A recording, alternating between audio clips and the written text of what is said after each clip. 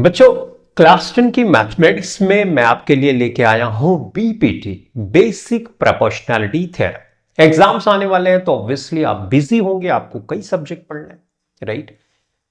BPT, basic proportionality theorem, ये एक important theorem है और इससे रिलेटेड क्वेश्चंस फ्रीक्वेंटली एग्जाम्स में पूछे जाते हैं। इसको या किसी भी क्वेश्चन को सॉल्व करने से पहले उस क्वेश्चन की लैंग्वेज आपको समझ में आनी चाहिए। एक बार आपको लैंग्वेज समझ में आ गई तो उस क्वेश्चन को कैसे प्रोसीड करना है, कैसे उस क्वेश्चन में आगे बढ़ना है, ये पहले से ही आपके दिमाग में होना चाहिए। नहीं तो आप बीच में जाके कहीं स्टक कर जाओगे। तो डायरेक्टली क्वेश्चन में जंप नहीं करना, पहले से आपके दिमाग में होना चाहिए कि हम क्वेश्चन को कैसे प्रोसीड करेंगे, कैसे आगे बढ़ेंगे। Now let us understand basic proportionality theorem. This theorem says if a line is drawn parallel to one side of a triangle, एक ट्राइंगल हमको बनाना है, एक साइड के पैरेलल एक लाइन ड्रॉ करना है, correct, to intersect the other two sides, और वो लाइन जो बाकी की दो साइड से उसको दो पॉइंट पे इंटरसेक्ट करनी चाहिए। In distinct point the other two sides are divided in the same ratio, तो जो दोनों साइड होंगी वो सेम रेशियो में डिवाइड हो जाती है। तो अगर इस थ्योरम को आपने पहले से सुना है तो ऑब्वियसली आप समझ रहे होगा, नहीं सुना होगा तो थोड़ी सी मुश्किल हो सकती है। तो let us draw a figure and understand this theorem, right. तो बच्चों, एक ट्राइंगल तो बनाना ही पड़ेगा, तो ये मैंने बना दिया एक ट्राइंगल। अब ट्राइंगल बनाना है तो नाम भी देना है, इसका नाम ए, इसका नाम बी और यहां पर सी रख दिया।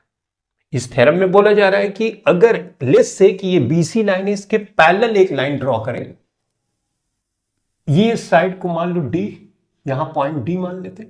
अब इसके पैरेलल लाइन ड्रॉ करनी है, तो पैरेलल लाइन ये मैंने ड्रॉ कर दी और इस पॉइंट को मैंने ई मान लिया, राइट। तो किसी साइड, ये तो एक साइड है, राइट, ये दूसरी साइड है, अगर यहां से ड्रॉ करना चाहते हो तो इसके पैरेलल ड्रॉ करना है, ठीक है। तो इस लाइन के पैरेलल एक लाइन अगर हम ड्रॉ करते हैं तो AD अपॉन DB का रेशियो बराबर होगा AE अपॉन EC के रेशियो के, ये हमें प्रूफ करना है। तो जैसा मैंने आपको शुरू में बताया कि क्वेश्चन में प्रोसीड कैसे करना, ये आपके दिमाग में पहले से होना चाहिए, तो आपकी प्रैक्टिस होनी चाहिए, करेक्ट है। तो बच्चों, क्या गिवन है ये भी लिखना जरूरी है, इस पे भी आपको नंबर मिलते हैं। तो गिवन क्या है वो आप पहले लिख देते। DE पैरेलल है BC के, ये ऑलरेडी गिवन। अब कंस्ट्रक्शन हमको लिखना होता है, कंस्ट्रक्शन को हम डॉटेड लाइन से शो करते हैं। सबसे पहले हम B से E को ज्वाइन कर देते हैं, तो इस तरह से B से E को मैंने ज्वाइन कर दिया। अब D से C को भी ज्वाइन करना होता है, तो ये हमने ज्वाइन कर, जो करते हैं उसको लिखना जरूरी है, तो लिख दो सिंपल भाषा में, ज्वाइन BE एंड DC, सही।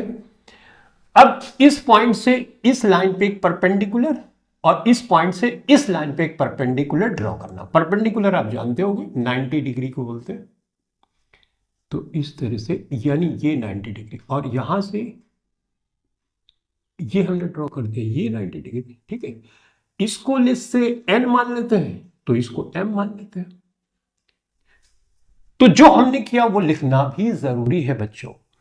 तो DM किस पे परपेंडिकुलर है, इस लाइन पे। परपेंडिकुलर के साइन इस तरह से होते हैं, इसी पे परपेंडिकुलर है, ठीक है। और NE या EN आप लिखना चाहो लिख सकते हो। EN किस पे परपेंडिकुलर है, देख के बताओ, इस लाइन पे, AB लाइन पे परपेंडिकुलर। अब देखो, ये जो चीजें मैं कर रहा हूं वो क्यों कर रहा हूं, राइट, ये दिमाग में मेरे पहले से ही है, क्योंकि मुझे एरिया का फार्मूला लगाना है।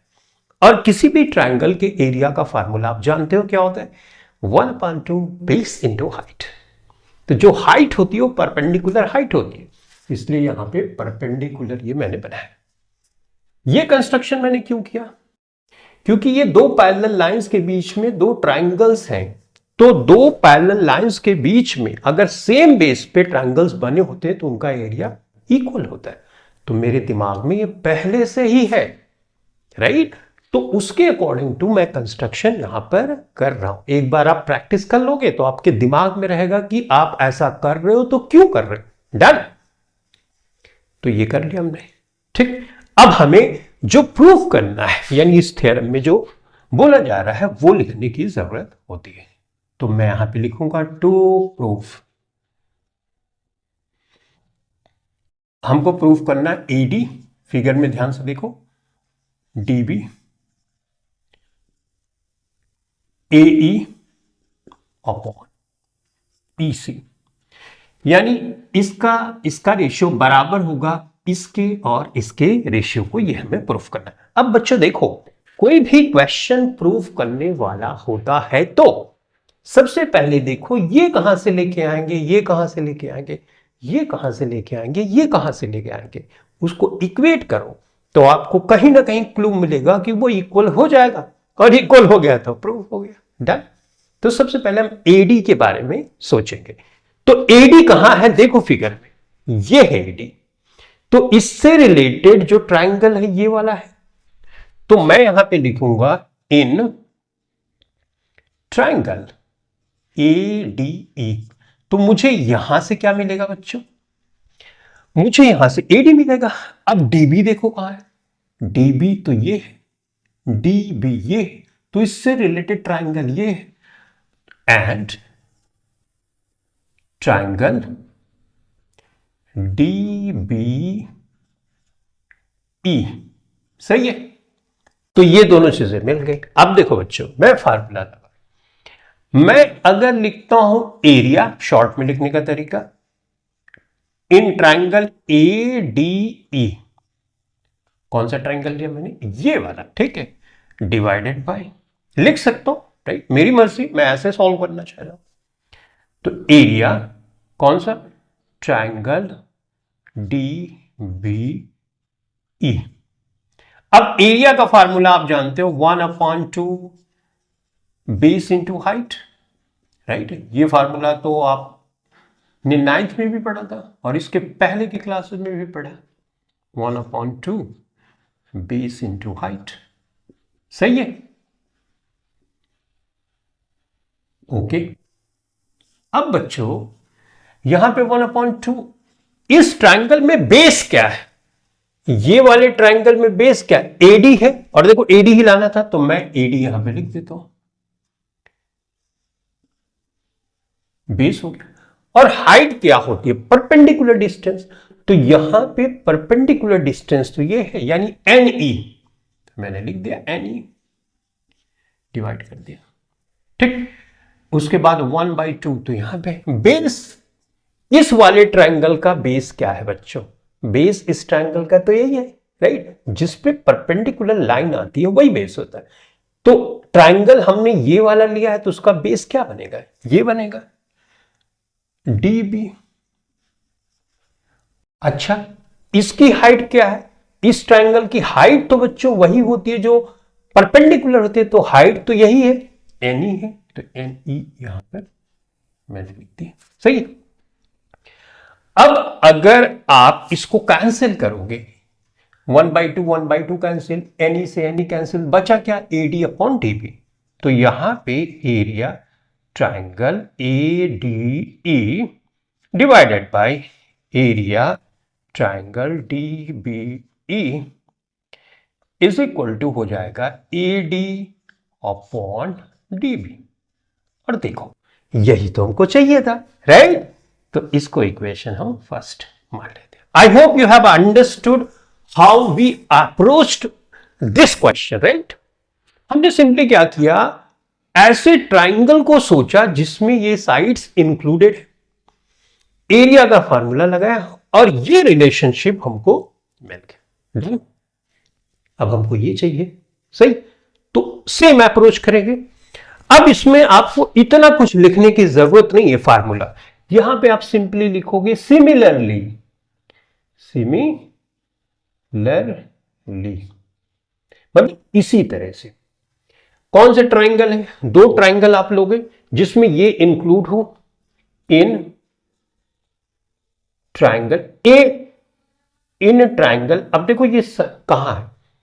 ए ई तो यहां पे यानी ADE, ठीक है, triangle ADE and triangle EC कहां है बच्चों? EC ये है यानी DEC ना, तो DEC सही है। तो यहां पे एरिया का फॉर्मूला, एरिया ADE सही है, डिवाइडेड बाय एरिया DEC। देखो ADEC राइट, तो DEC सही है। ओके, ये सब कुछ करने की जरूरत नहीं, आप डायरेक्ट लगा दो 1/2 into base into height. ADE base क्या है? AE है,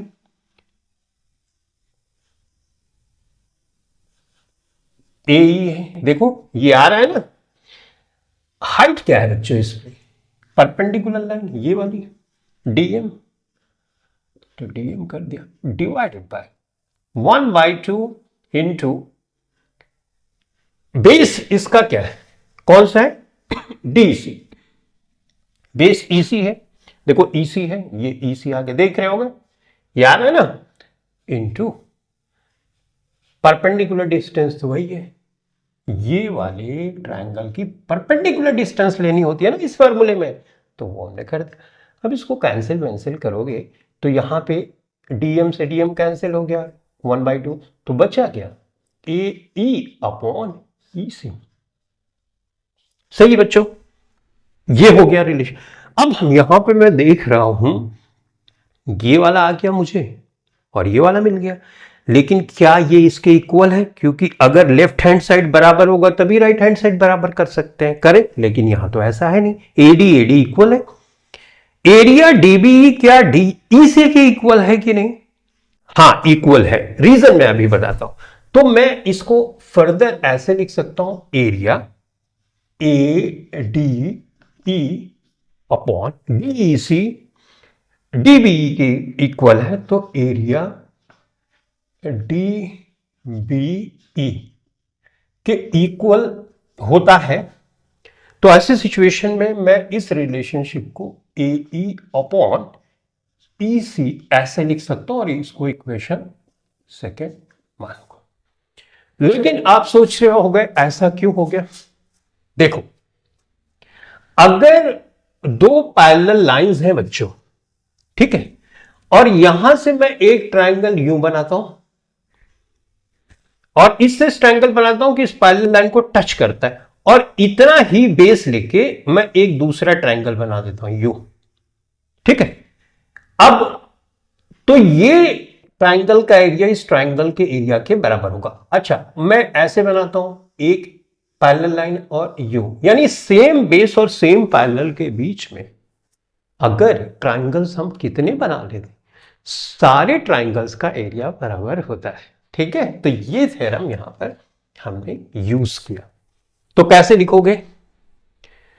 the area of all triangles are equal if they are made between same parallels and on the same base. तो ये आपको लिखना है बच्चों यहां पे, तभी तो आप ये DEC को DBE के बराबर। अब कैसे देखो, यहां पे हमने DEC देखो क्या है, DEC ये वाला ट्रायंगल, और DBE देखो DEB, अच्छा ये वाला DEB और DEC ये वाला ट्रायंगल। तो ये दो पैरेलल लाइन है और इस पैरेलल लाइन का बेस ये है, तो एक ट्रायंगल ये बना है और इसी बेस पे एक ट्रायंगल ये बना है। तो दो पैरेलल लाइन के बीच में सेम बेस पे दो ट्रायंगल बने, एक ये, तो इसका एरिया इसके एरिया के बराबर होगा। इसलिए मैंने यहां पे लिख दिया, आपको लिखना है ये, ठीक है। एग्जामिनर को पता चलना चाहिए कि आपने क्यों इक्वेट किया। डन। अब इक्वेशन फर्स्ट और सेकंड से हम क्या ये बोल सकते हैं लेफ्ट हैंड साइड के बराबर है तो राइट हैंड साइड भी बराबर होगा। तो ये चीज यहां पर फ्रॉम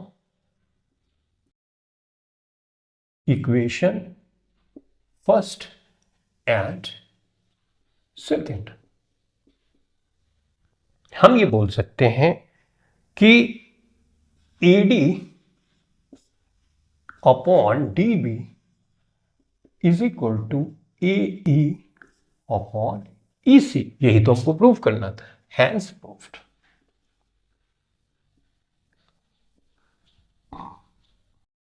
सही है। तो आई होप यू हैव अंडरस्टूड कि कैसे हमने दो फार्मूले लगाए। एरिया का एक फार्मूला लगाया 1/2 बेस इंटू हाइट, ये तो बेसिक फार्मूला आप जानते ही हो।